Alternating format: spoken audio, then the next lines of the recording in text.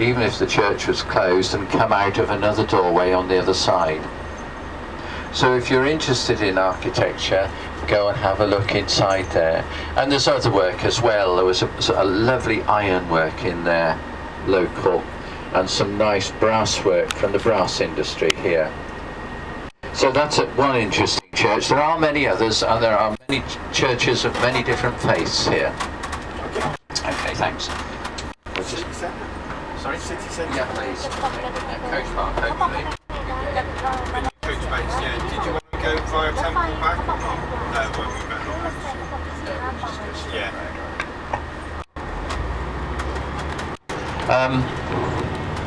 So we're going now, we'll give you a first glimpse of the river, and this is now called the floating harbour. I'll explain why in a few minutes. So this is the floating harbour that we're going to cross now, and this was where all the ships came in with their cargoes. On the right is Welsh Back, because that's where the boats from Wales came with cargoes like timber and coal, iron ore, charcoal. Just in front of us to the right is Queen Square, which you might like to visit, a big open area there. Looks as though it's a wedding at the Hole in the Wall pub there. And that pub on the right is very famous because that's where one of our famous writers, Robert Louis Stevenson, wrote about in the story of Treasure Island. Try and read Treasure Island if you don't know it. I'm sure it will be available in your countries. Floating harbour on our left. This is called Mud Dock here locally, and this is where the ships used to come and moor up. They were pulled up onto the mud to be loaded and unloaded. They were then propped up with poles so they wouldn't tipple over. They remember wooden sailing ships.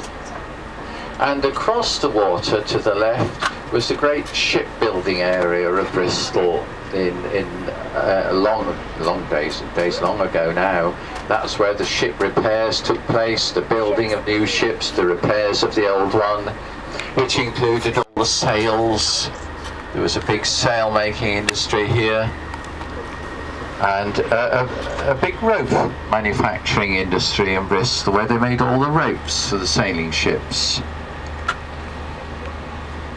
And of course young people like you, particularly the boys, young men, would be busy putting tar between the seams of the ships. They were called the tar boys or black boys because they got so black with the tar. So we'll come into the city centre now. That's kind of racist.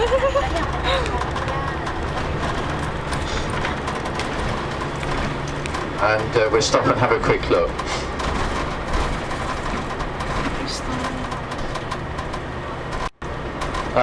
Just up the street to the right is King Street, which you might like to go down there.